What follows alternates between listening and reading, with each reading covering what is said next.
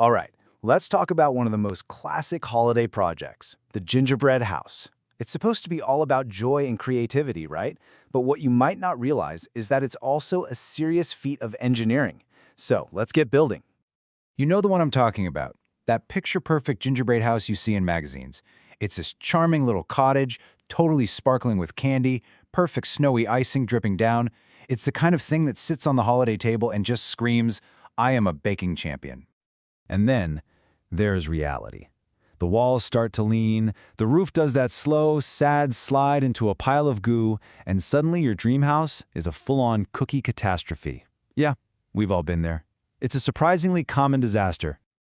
Okay, but not this year. This year is going to be different, because you've got a plan. We've dug through all the expert advice out there to put together a simple blueprint for success. And we're going to treat this just like a real construction project, which means starting with the absolute most important part. And that is, of course, the foundation. We're talking about the dough. Honestly, this is the #1 spot where things go wrong. People think, oh, it's just a big cookie. No, no, no. It is so much more than that. So here's the absolute biggest takeaway. The dough you use to build a house is not the same dough you use for those soft, chewy gingerbread cookies. You're not making a snack. You're making an edible building material. Its main job isn't to be delicious. Its main job is strength. And this is where it gets kind of nerdy and scientific, but it's super important. Just look at the difference here. For construction dough, you use way less leavening, like a tiny pinch of baking soda. Why? Because you don't want the dough to puff up and spread out in the oven. Spreading dough equals warped, wonky walls. And less butter or fat, that gives you a harder, crispier bake. Perfect for a wall, not so great for a cookie you want to eat right away. Okay, so here's the actual blueprint for making that dough. It's going to be a really stiff dough when you mix it.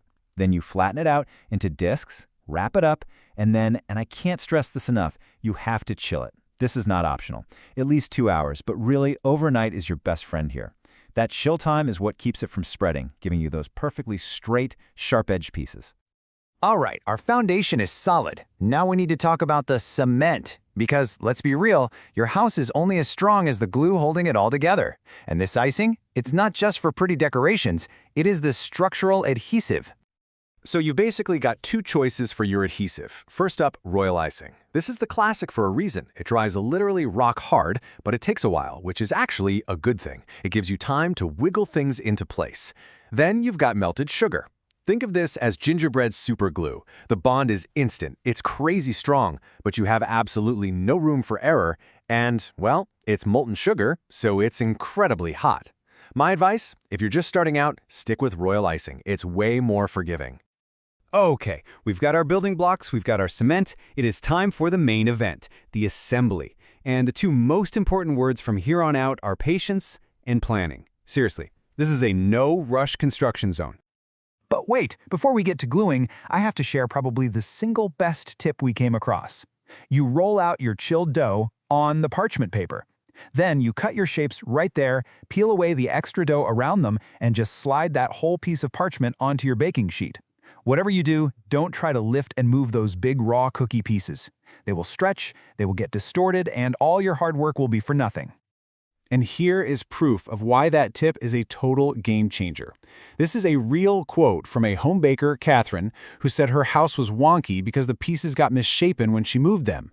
See? It happens to everyone. That one little trick of cutting on the parchment paper completely solves that problem. Okay, let's put up some walls. You're going to pipe a nice thick line of that royal icing cement along the edge of your front piece and one of your side pieces. Press them together on your base. And here's the secret. Prop them up.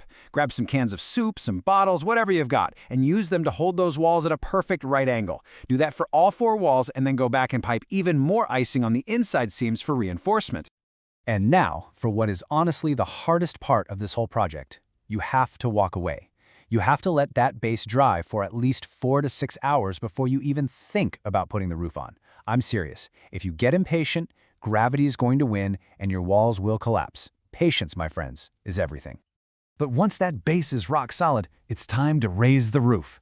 Pipe your icing along those top angled edges of the walls. Then you gently place one of the roof panels on top and just hold it. Hold it for a couple of minutes until you feel it start to stick. Do the same for the other side. And that final line of icing you pipe along the very top, that's not just a decoration. That's the final piece of the puzzle locking the whole structure together.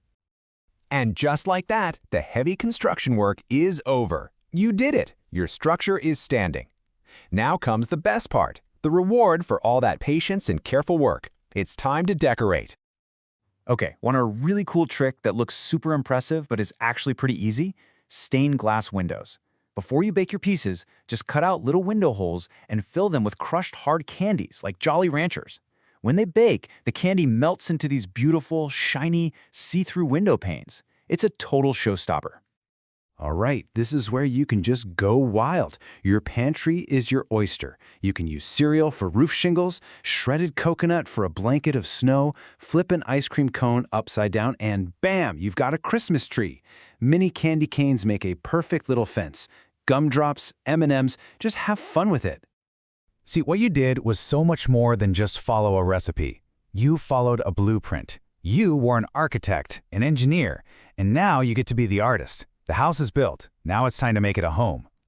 So there it is, the complete gingerbread blueprint, from the foundation right up to the final gumdrop on the roof. We've given you the plan. The only question is, what are you going to build?